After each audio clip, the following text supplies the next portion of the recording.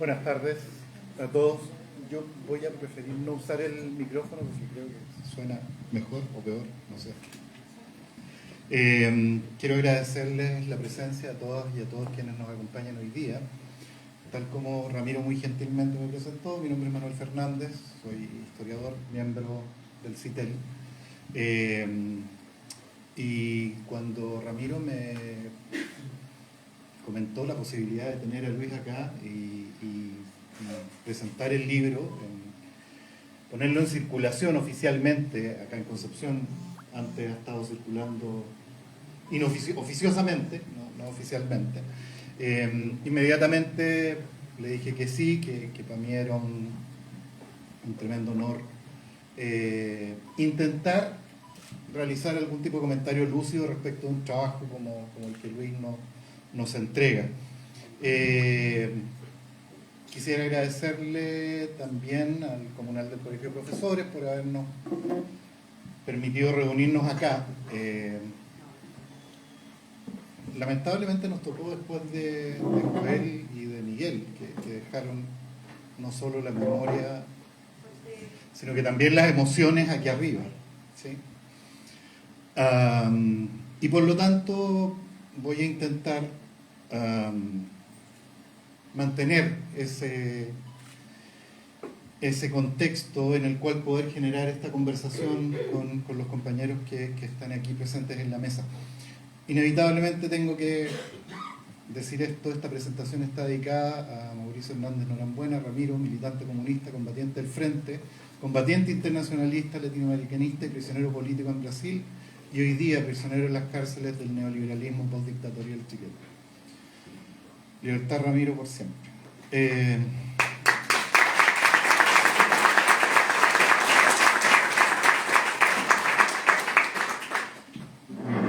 Yo lamentablemente tengo que leer porque mi cabeza llena de cosas no da como para referirme de memoria a la lectura del texto. Y esto claramente no va a ser una presentación desde la historiografía, que es mi disciplina, sino que más bien voy a intentar explicarlo desde la cultura que nos convoca. Hoy nos reúne el trabajo de Luis Vega y quisiera referirme a tres cuestiones que motivaron mi reflexión al leer el texto. El texto de Luis Vega es una autobiografía, un género bastante particular, porque nos remite a la escritura de la vida, a grafiar el bios. Esto es, a escribir acerca de la vida. Para este ejercicio, Luis no recurre a la pluma de un profesional de la escritura, como muchos lo hacen, el escritor fantasma, sino que él mismo acomete personalmente el trabajo de rememoración, un trabajo a veces doloroso, a veces luminoso, para dar cuenta de su trayectoria, de los caminos, de los sujetos, de los contextos, de las experiencias que durante esta bios ha acumulado y que desde su mirada merecen ser compartidos con todos y todas nosotros. Resulta un texto fascinante por varios motivos. Si nos fijamos en sus datos generales, Luis define de entrada su trabajo como la memoria de un combatiente, y eso ya nos señala un camino, nos marca una senda. Su autodefinición, la de un combatiente, nos remite a dos cuestiones. La primera es que perteneció a un ejército, cuestión que ya resultaría polémica, pero al calor de lo que voy a señalar va a resultar que no es tanto. La segunda de ellas remite a la idea de que un combatiente es alguien que combate, que lucha, y eso se aproxima mucho mejor al relato de Luis Vega. Pero si no es en el ejército, si no es desde el ejército, ¿desde dónde lucha Luis? ¿Contra quién? Luis Vega, y eso es algo que también llamó mi atención en términos formales, nos introduce a su vida de lucha, a su vida de combatiente, no como una cuestión previa a su vida, sino como parte de ella. Si ustedes fijan su mirada en la portada del texto, esta imagen es una composición, es un collage, es un entramado de imágenes, por tanto de recuerdos, una superposición de experiencias, algunas propias, otras compartidas. Estas son las experiencias que Luis Vega quiere compartirnos, y esta es una característica fundamental del relato que nos entrega. Es un texto en el que él reconstruye desde su memoria desde su recuerdo, desde sus experiencias, una memoria que es nuestra, una memoria que es de todos y todas nosotros. Una segunda cuestión que llama la atención en esta línea es que Luis Vega es, primero, un niño pobre, un niño en la ciudad de Santiago. Él se homologa al Luchín de Víctor Jara, pero creo que no lo es. Luis Vega, a poco andar de su temprana vida, de su radiante vida infantil, deja de ser frágil como un volantín y debe asumir los derroteros más oscuros de la vida: la soledad, la indefensión, el abandono, la violencia.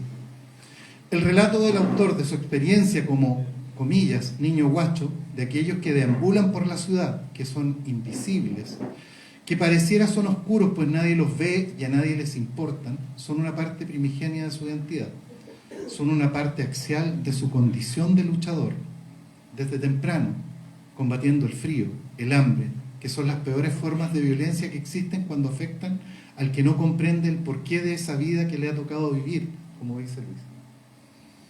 Esta identidad originaria no es electa por Luis, no es opcional, no es opcional para él, vive en ella.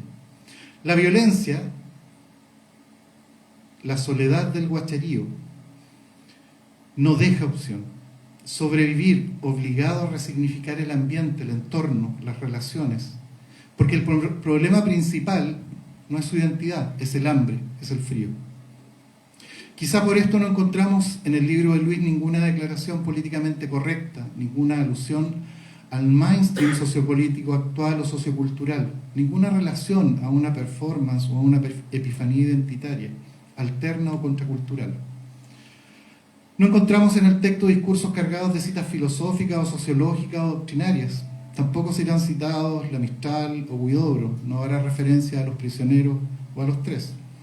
Porque en la vida temprana de Luis no hay tiempo o concesión a ello, porque el combate por la sobrevivencia, la lucha por la vida, es más urgente.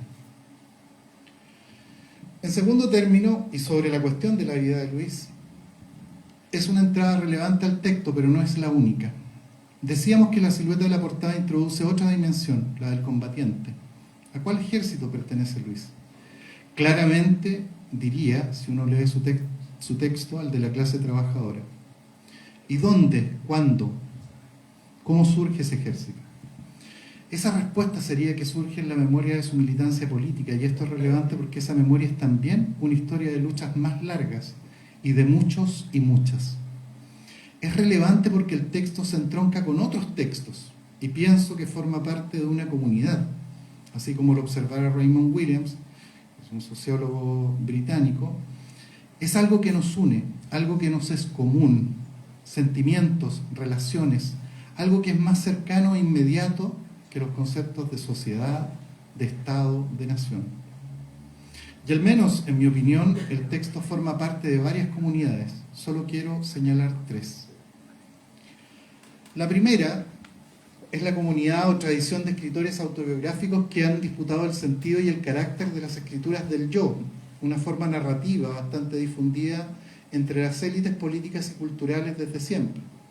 Incluso ahora podría referir que hace poco he leído que la señora o señorita, no lo sé, Irina Caramanos ya tiene un contrato editorial con una editorial evidentemente global y multimillonaria para escribir un libro que relata su lucha como no primera dama. El relato de Luis Vega es distinto, da cuenta de la emergencia de un mundo popular ilustrado y políticamente activo, una innovación para el siglo XX.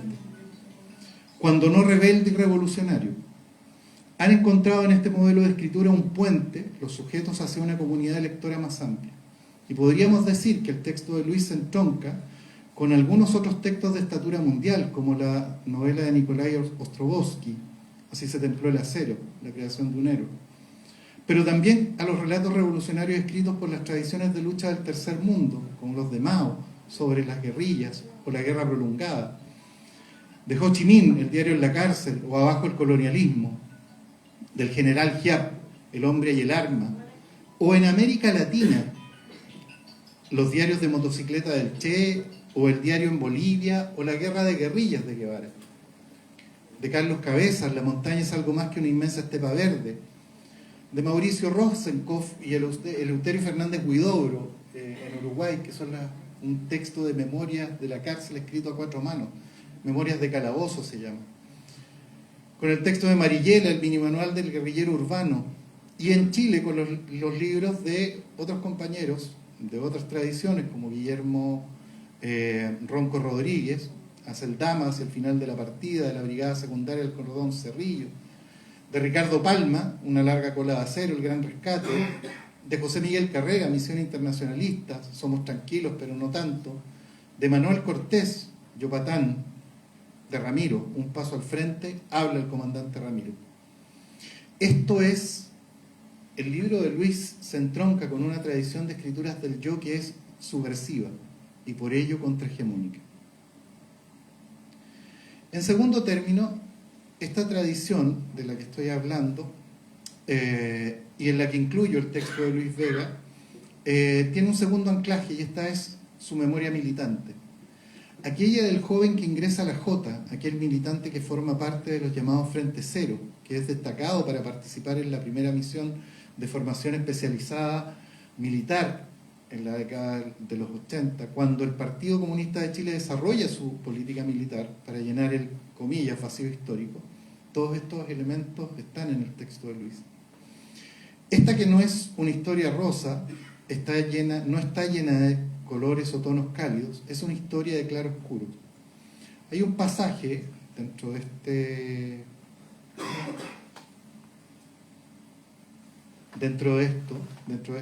este momento, y que tiene que ver con precisamente esto que quiero enfatizar.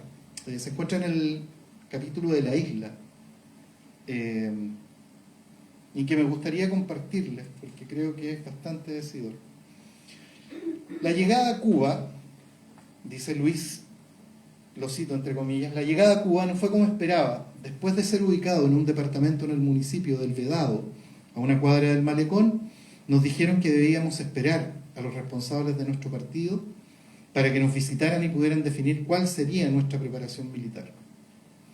Nuestros primeros días de espera los aprovechamos para conocer La Habana, tomar helado en el Copelia. La situación en la isla era excepcional, se respiraba alegría. La cooperación con los países socialistas estaba en su más alto nivel. Había de todos los productos en los mercados, los cines llenos con carteleras fascinantes para nosotros. Semana del cine búlgaro, semana del cine ruso. La sorpresa para mis compañeros fue grande cuando un día llega la compañera Julieta Campuzano, diputada emblemática del partido. Yo no tenía idea quién era. Uno de los cuadros históricos del partido se me dijo. Yo solo sabía de Luis Corvalán y Volodya Teitelbaum, que hablaban en Radio Moscú, la cual escuchábamos en onda corta en Chile. A diferencia de mis compañeros, yo no venía de una familia que estuviese militando en el Partido Comunista. ¿Cómo podía conocerla? Después del recibimiento protocolar nos entrevistamos uno a uno. Nos preguntaban de dónde éramos, de qué base, de qué comité local. Cuando me toca la entrevista con la compañera, a la pregunta de cuántos familiares del partido tienes, mi situación toma un giro inesperado. Ninguno, le digo. ¿Pero cómo?, me dice la compañera alarmada. ¿Quién lo envió?, me interroga. La Jota, le digo. Soy el encargado del Frente Cero del comité local, Elías Laferte. Le expliqué que llevaba meses de su implementación al interior del país. Para ella era como hablar en chino sobre la nueva estructura. Nada de lo que decía parecía tener coherencia para la compañera. Me preguntó por qué venía en el grupo. Soy un joven comunista, le dije. Pero tienes que tener un familiar que lo respalde, que lo avale, me decía. Poco a poco me fui dando cuenta que el tema de la seguridad pasaba por un aval familiar. Conté toda mi historia desde que ingresé a la Jota y lo que sabía de mi familia. En un momento me dice la compañera, va a tener que volverse. No puedo, le digo desconcertado. El partido decidirá su situación. Impactante estando a un océano de distancia. Y es que la historia de la izquierda revolucionaria está llena de estos claroscuros. No solo en la historia del partido, en una de sus etapas o en una de sus lecturas de esa etapa. Tampoco en la historia de sus decisiones políticas. ¿O no es solo eso? La historia de la izquierda revolucionaria chilena es la historia de estos hombres que, como Luis, y mujeres, como las que él menciona en su trabajo, hicieron carne esas políticas. Estuvieron en su condición de militantes, de combatientes, de luchadores y luchadoras, poniendo el cuerpo a las políticas partidarias sin concesiones, sin titubeos, sin arrepentimientos, sin negociaciones. Es una historia de dolor, de calabozos, de tortura, de muerte, pero es una historia luminosa de solidaridad, de compañerismo, de hermandad, de comunidad. Esta experiencia es, como diría el historiador británico Edward Thompson, una huella que deja el ser social en la conciencia social. Este trabajo de construcción en la lucha directa, abierta a veces, subterráneas en otras, pero siempre frontal, contra la dominación, el enemigo y la ideología de la clase dominante, es la representación última, consideramos, de la lucha de la izquierda revolucionaria chilena contra la tiranía, la opresión y contra el capitalismo. En tercer término, esto nos permitiría hablar de una tercera tradición, el rescate de su memoria militante, de militante popular y de lucha revolucionaria. No es una memoria emblemática o aquella que en ciertos eventos históricos se convierten en símbolos o emblemas de un pasado colectivo, según dijera el historiador Steve Stern. Es más bien el texto escrito por Luis Vega una memoria subterránea de la militancia de izquierda. Esto es una memoria que permite identificar la forma en que los traumas colectivos, como la violencia política o los genocidios, pueden ser reprimidos o silenciados por los gobiernos o por los partidos. Aún así puede tener un impacto profundo esta memoria en la vida de las comunidades afectadas. La recuperación de esta memoria subterránea puede ser un proceso doloroso, pero necesario tanto para la sanación personal como colectiva. El historiador Dominique Lacapra, en su libro Escribir la historia, escribir el trauma, explora estos procesos traumáticos. Lacapra argumenta que es importante reconocer estas memorias subterráneas para comprender plenamente el impacto del trauma en las sociedades y grupos y promover procesos de reconstrucción y también de reconciliación. Yo considero que sin la recuperación de estas memorias enterradas por la sociedad chilena, será difícil reconstruir nuestra comunidad. Pero más aún, será difícil volver a conciliar nuestro pasado con nuestro presente. ¿De qué manera podemos entroncar esta historia de lucha con el paraíso del consumo en que se transformó la sociedad chilena de los 90 y de los actuales 2000? Por todo eso considero que recuperar la historia de Luis Vega, esta escritura del yo de una militancia popular poderosa, es por ello urgente, porque va contra la hegemonía cultural. En este sentido, la escritura de Vega es una escritura revolucionaria. Tercero, la lucha que no es otra cosa que emplear la fuerza u otros medios en un enfrentamiento, pero también trabajar con mucho esfuerzo en la tarea de vencer obstáculos y alcanzar un fin, asumida como forma de vida, como principio de vida, no es una decisión banal. No es una cuestión solo de sensaciones o posiciones. No es una cuestión de gusto, de estados de ánimo. Es una convicción, es una certeza. Y aquello está presente en el libro de Luis. Podemos ver que en cada página hay una convicción, un convencimiento, una certeza. La de la vida, la de la solidaridad, la de la lucha. Hay un capítulo que me llamó mucho la atención, que tú lo llamas Misión Internacionalista, que es el atentado que se realizó contra la Embajada de Guatemala en Santiago, de Honduras, en Santiago, que es muy representativo de aquello. El cómo enfrentar la militancia en un momento de álgida presión. Por ello el libro de Luis es un texto histórico, porque nos refiere a una historia de lucha, de convicción y fuerza militante, de disposición combativa, entregada en capítulos cortos, como ráfagas, que giran rápidamente, como la vida. No es la historia oficial, no es la historia apoltronada en el poder, que lee los documentos y decisiones propias de las dirigencias o de las militancias de élite. Es un texto que corre a contracorriente, subterráneo, porque revela aquella experiencia de lucha que se quiere dejar atrás, que se prefiere ocultar, que resulta incómoda, que es difícil explicar, que obedece a otra época y por ello es innecesario referirse a ella o reconocerla en estos tiempos. Por ello valoramos el ejercicio escritural vital de Luis, porque al igual que los textos de Recabarren o de Laferte, al igual que la convicción militante de Reynoso, nos obliga a reivindicar y revalidar la potencia de nuestra experiencia y la de nuestra clase, la clase trabajadora. La obligación de encabezar sus luchas sin dejar de mirar el pasado, sin dejar en el olvido a los compañeros y compañeras que fueron alcanzados por las balas del terror dictatorial y el postdictatorial. Es un texto sin concesiones, que no negocia con la historia oficial, ni con la de la transición o el pacto postdictatorial, ni con la conveniente historia oficial de ningún partido. No quiere sentarse en los curules de los historiadores para alcanzar verdades, así como tampoco transigir con las élites políticas una interpretación de consenso. Desde nuestra lectura, estas luchas son luchas del futuro. De cierta forma están graficadas en el libro. La reivindicación de la autonomía de los pueblos, de sus propios itinerarios revolucionarios, de sus anclajes políticos culturales, los cuales no son acomodaciones a la teoría o una revisión de los postulados de la lucha de clases.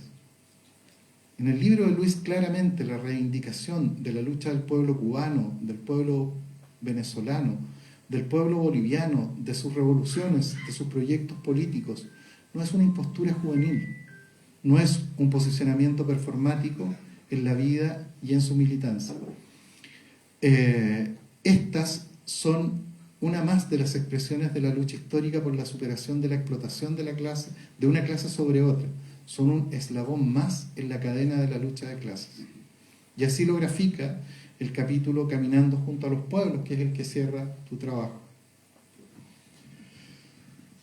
Estamos frente a un texto literario de gran valía, por lo que he intentado comentarles, y junto con ello un texto valiente, cuestión importante, puesto que para conmemorar los 50 años desde el cruento golpe militar, para conmemorar el 40 aniversario del accionar del Frente Patriótico Manuel Rodríguez, el 35 aniversario de la GPN y la próxima conmemoración de la caída en combate de los comandantes y combatientes Raúl Pellegrín, José Miguel y Cecilia Mañi Tamara, no debemos olvidar.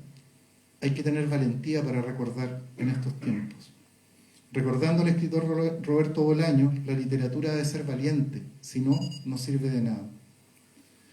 ¿Qué nos adeuda el texto de Luis? Quizá mucho, más que nosotros a su propio autor, pero aquello que falta podrá ser entregado en un segundo volumen, que esperamos que Luis ya esté preparando y esté escribiendo. Por ahora, les invito a leer este libro, a buscar en él algunas conexiones con sus propias experiencias y mirar juntos, junto al autor, el horizonte de lucha por venir, que hoy arrecia a nuestros pueblos. Libertad a los presos políticos, libertad Ramiro. Muchas gracias.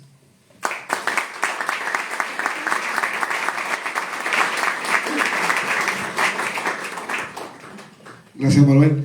Dejamos con ustedes unas palabras de nuestro compañero, amigo, Luis Belmar. Fuerte aplauso.